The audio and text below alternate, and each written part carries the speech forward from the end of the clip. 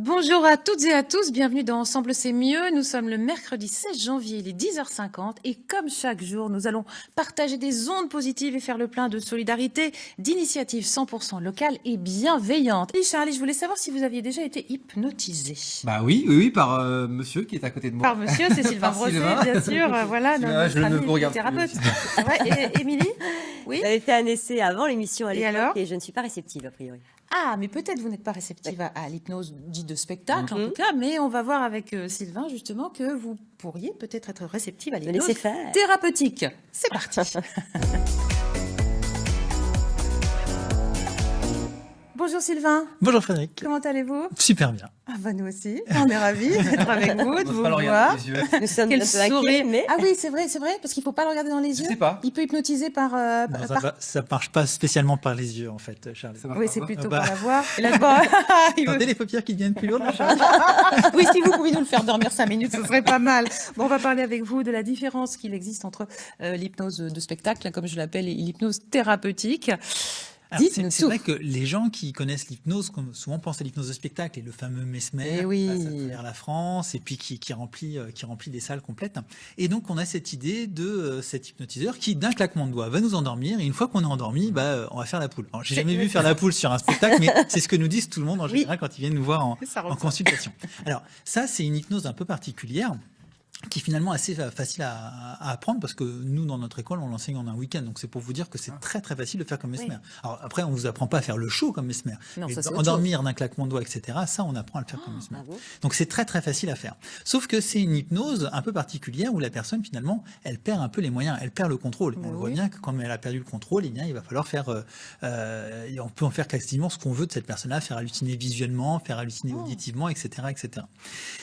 Donc, c'est une perte de contrôle. Mais en hypnothérapie, c'est tout l'inverse. L'objectif, c'est que quand les gens ils viennent nous voir, c'est qu'ils n'ont pas le contrôle sur leur alimentation, ils n'ont pas le contrôle sur leur addiction, ils n'ont pas le contrôle sur leur phobie, et donc ils veulent Le but, reprendre c'est de le reprendre contrôle. le contrôle, Exactement. Donc on est dans une hypnose où on reprend le contrôle. Et contrairement à ce qu'on pourrait croire, on n'est pas dans une hypnose où la personne est endormie, on est dans une hypnose où la personne est bien réveillée.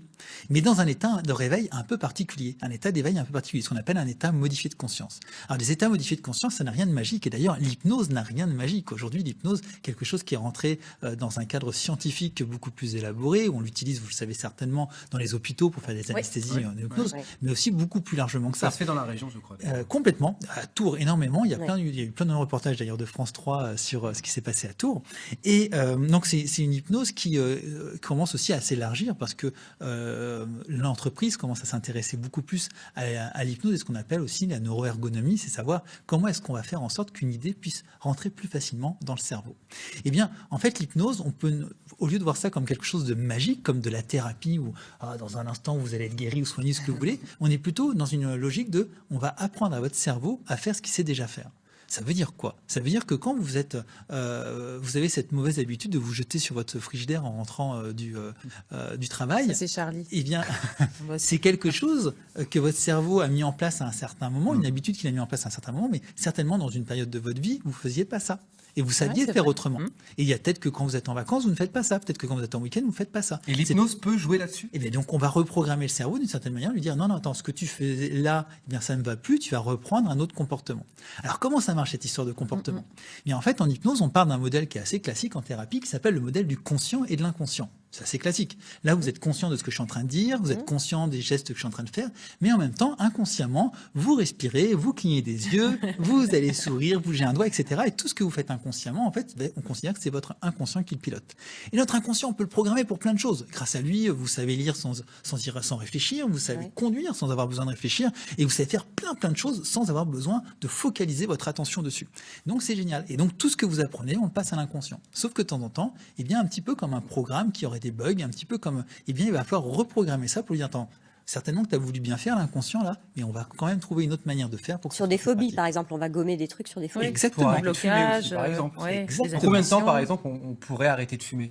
Alors, il y a des gens qui vont arrêter de fumer en 20 minutes, une demi-heure. Il y a des gens pour qui il faudra 4 séances. Ça va dépendre des gens. Oui, Mais ça dépend, plus de 70% des gens, en une séance, le tabac, en général, Ah oui. réglé. C'est Ouais, vrai. ouais, ouais. Alors moi, ça n'a pas marché du tout. Hein. En combien de séances? Ah, j'ai fait une séance, mais quand je suis ressortie, je n'avais qu'une envie, c'était de fumer une cigarette. Donc voilà. Mais peut-être que je ne suis pas réceptive. Il nous reste une minute. oui, Émilie semblait dire que l'hypnose dite de spectacle, ça marchait pas sur elle. Pourquoi il y a des gens qui réagissent différemment? Et pourquoi moi, j'ai pas réagi à cette séance d'hypnose un peu thérapeutique pour Il y a deux choses. Alors, pour la cigarette. En une minute, c'est raide. Hein. On vous bombarde, je suis désolée. L'hypnose de spectacle, on considère qu'il y a 25% des gens qui sont très réceptifs et les autres beaucoup moins. Et on sait scientifiquement pourquoi, on ne sait pas vraiment pourquoi. On sait l'observer, mais c'est tout. Par contre, l'hypnose thérapeutique, étant donné qu'on est dans une technique d'apprentissage, finalement, ça fonctionne avec 100% des gens. C'est comme si vous disiez, je suis pas réceptif à l'anglais, je peux pas apprendre l'anglais. Ouais, si on peut apprendre l'anglais, ça marche tout. Mais pas. dans hypnothérapie, il y a le mot hypnose et le mot thérapeutique. Et c'est pas parce que la personne n'a pas trouvé la bonne clé thérapeutique pour que vous puissiez changer que l'hypnose ne fonctionne pas. Bien sûr. C'est pour ça. Mais est-ce qu'au fond, Frédéric avait vraiment envie d'arrêter de fumer? Est-ce que ça peut jouer? Ah, c'est indispensable. Mais... C'est-à-dire que c'est vraiment la pierre angulaire du truc. C'est que si la personne n'a pas envie... Eh ben, ça marchera pas. Bah non, ça ne marche pas. On va pas à l'encontre de ce que vous voulez.